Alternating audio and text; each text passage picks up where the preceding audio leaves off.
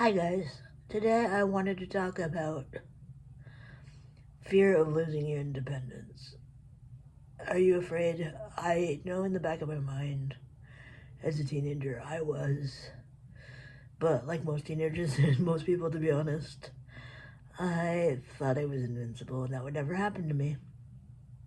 Well, the universe had whatever you would call it, had another plan for me, and my mobility has drastically changed in the last decade.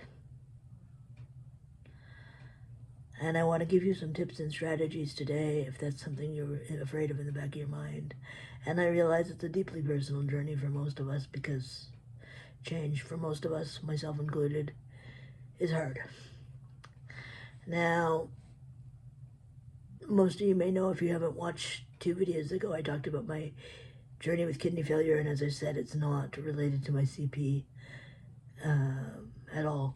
It just happened to be a fluke in my case, and so I don't want that to deter you, but other things can cause your mobility to change. We can all get sick like I did, and have things happen that causes life as we once knew it to change.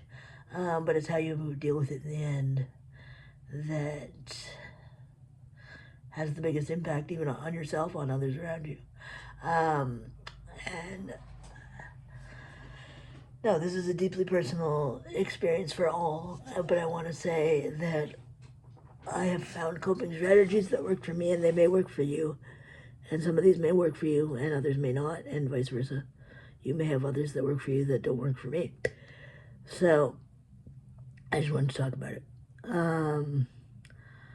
I journal every day, which sounds ridiculous because you're writing to yourself on a piece of paper that nobody else will read, or in my case, I use Day One app. And it sounds bizarre, but it's a record. I have the last almost 700 days of daily journaling. And that wasn't a goal of, sorry, my throat's really dry today. That wasn't a goal of mine by any means, but it's been a repository, for lack of a better word, of my journey with kidney disease, my journey of hospitalizations, my journey of waiting for a transplant, and my journey of just life, frankly. Hilarious moments with my friends, family, what have you. So, it is what it sounds like, and no, it's not an adolescent activity. It's actually very helpful to be able to look back and go, what happened a year ago on this date? And actually, for myself, I've noticed trends of time of year of when I'm more likely to be hospitalized, for example, than others, which seemingly most people are hospitalized if they're going to be hospitalized in the winter. I'm hospitalized in July, as a rule, July and August, which sucks because it's the nice weather. But anyway, journaling, not keeping things to yourself, letting people into your world, family, friends, whomever. I have an army.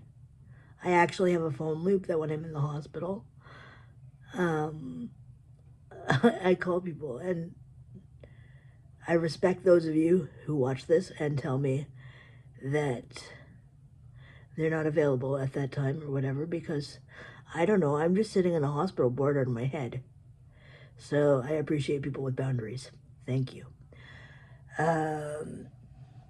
Yeah, that's really helpful. It's strange because not everybody's comfortable going into the hospital physically because of COVID and what have you.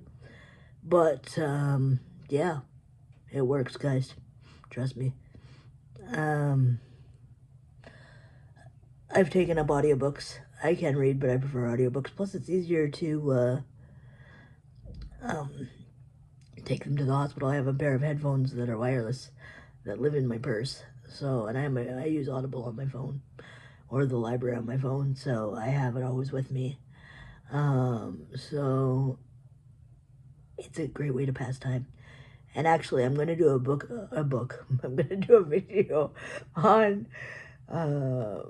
favorite books that I've read in the last 6 months that are disability related.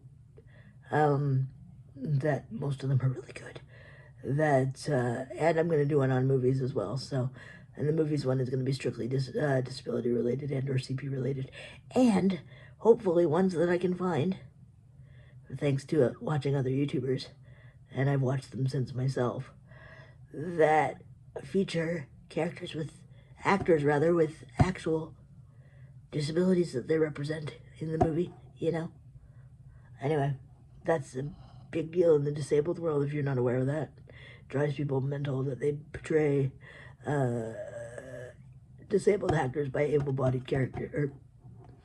Laura can't talk today, but I'm going to leave this in because it's authentic.